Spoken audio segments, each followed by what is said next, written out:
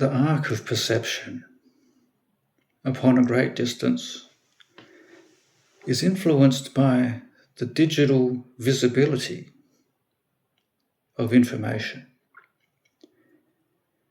Beyond the realm of visible light or even gravity, a finer realm of voluntarily given information, given by consent, is found.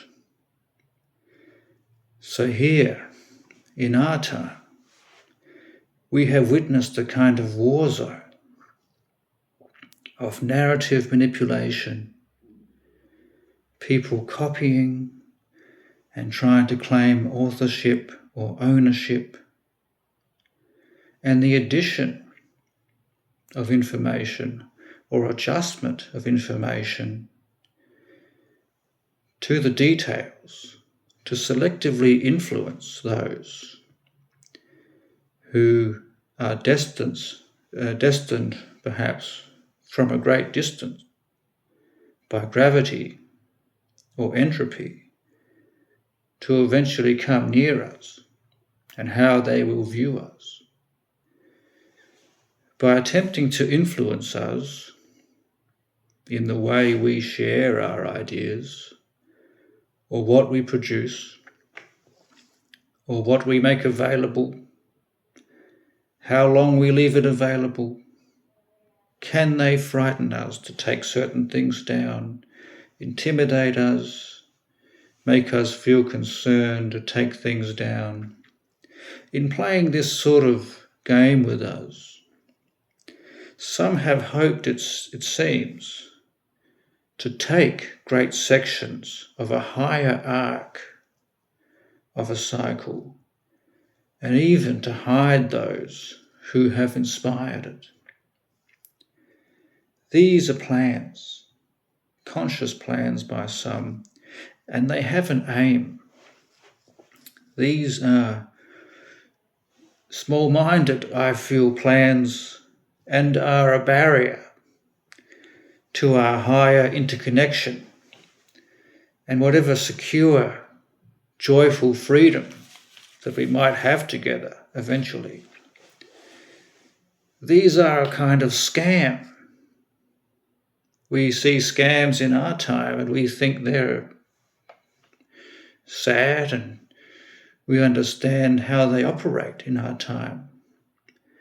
Trying to explain such a scam to someone long ago would be virtually impossible for them to understand. All the different ways we see scammers working today are very unique to our time. However, it seems that we are dealing with a scam from another time that has managed to reach even our time, even our place. These are run by some other area of the cosmos, let's say, for lack of a better word. But from within the human family, it seems, they have manifested, and they walk with us within the human family. We lack a belief, generally, that such a thing is possible. However, I argue that is of no accident. These scams are big, and their aims, in some cases, were clearly hoped to be final. I beseech thee, do not come here thinking it is a laughing matter all the time. I don't know what impression they've given you of us, but do not come under a false impression that has been carefully curated. There is the risk here that certain cycles, if they do not manifest, will cause some of the mess that we see in the past, which are some sort of balancing of the consequences of what was needed to occur not occurring. I feel I must go and have a child. to enable a new cycle to be more concretely established by the realm of probability. The world we see now is the potential debt upon those who have entered into this situation and perhaps interfered with me. Some definitely have, on a first-hand basis, introduced me to the nature of these scams. But those who have come unaware, it seems, of the stakes have caused the problem here that they were not anticipating, it seems. The manifestation of the living experience that we are so familiar with is perhaps partially built on technology that is projected to exist on that potential cycle. So I would argue it's pretty crucial we don't give up on that. If you come here to assist us, it will be in your own benefit to help us, because in the distant view, that will be an honourable thing for you to carry. On that realm where voluntarily given information is present, that is given by consent, there is a sort of reputational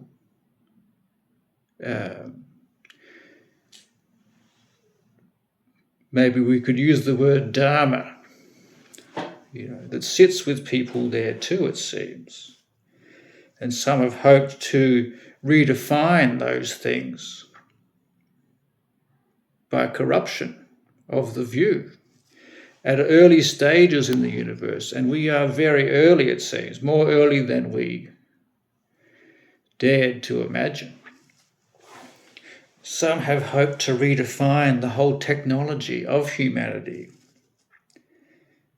Their suffering is found based in this miscalculation. And I would argue it's not only their fault.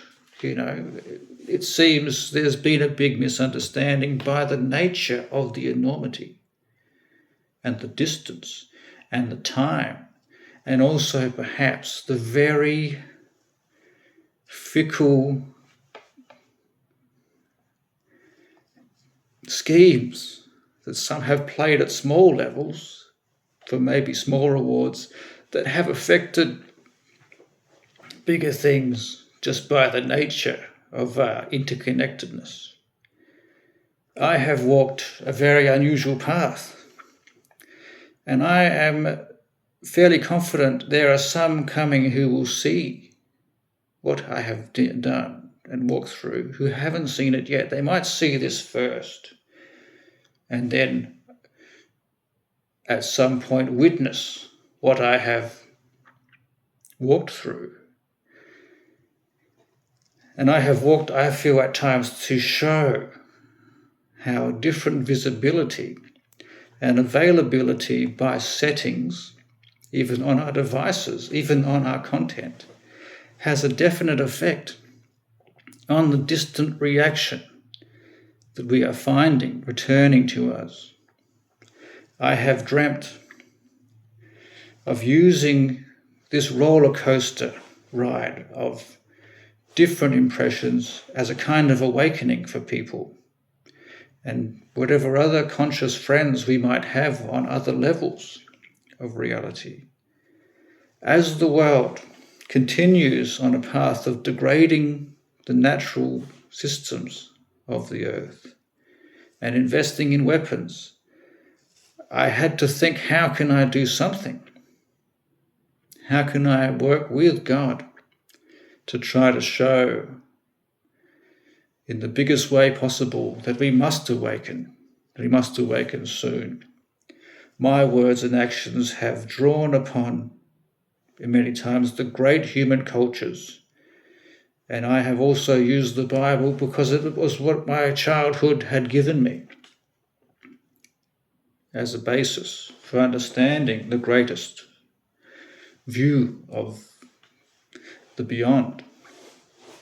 But I've also tried to use popular culture from our times and recent times, because those are the things I love. I have imagined for us an eternal life, but I have seen that for humanity and pondered the kinds of freedom that they will need to manage wisely together to enjoy such a proposition and to hold on to it together. By the blind spots, too distant for us to know well, by selective availability and consent officially of information, there seems to have been a misunderstanding of us and our true aims that has been, I feel, I've seen evidence taken advantage of by some. By interconnecting information and events in time, I have tried to show also how we might bridge those gaps of, say, contrasting awareness, or the shadows of less availability of that consensual information, and how we can illuminate those spaces to soften the misunderstanding and the view of each other. A great work has been done in our time, isn't it?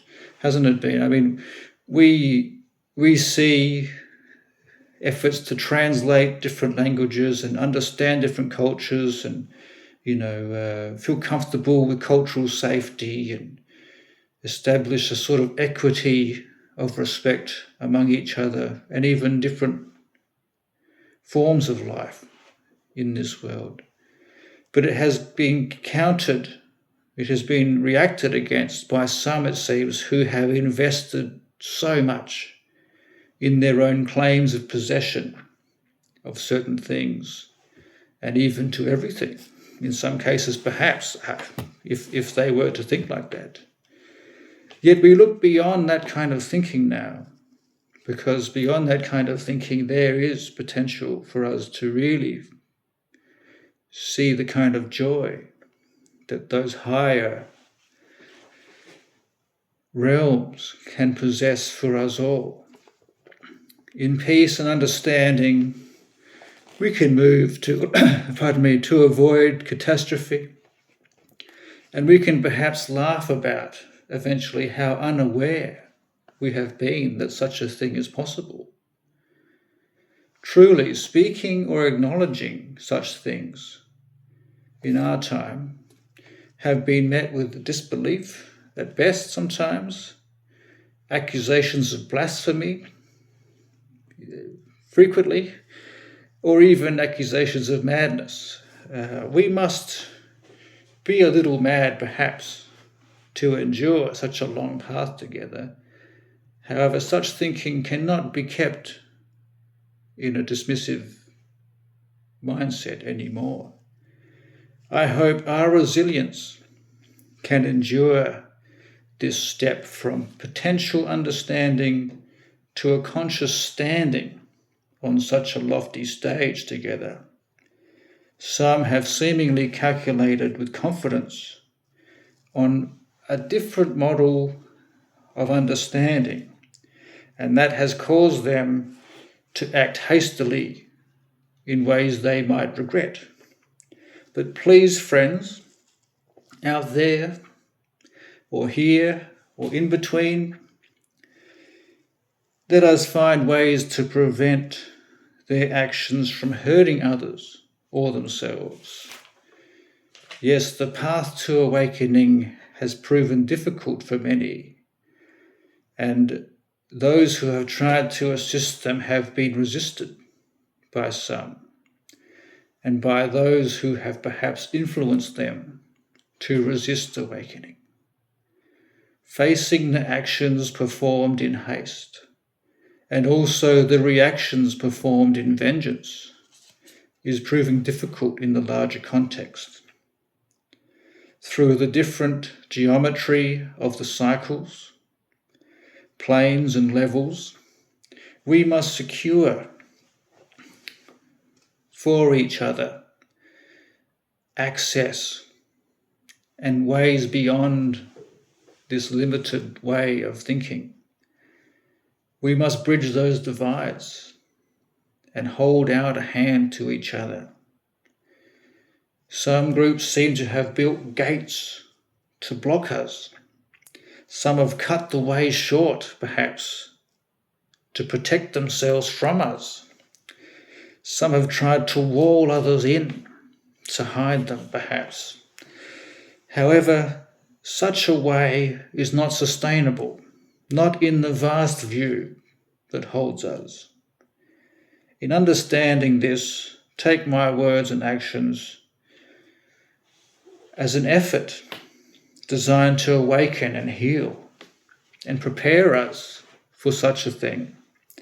Then we might see the best ways to interpret what has occurred and also share the central themes of the great kingdom that we must share together if we are to possess freedom and love in a living joy.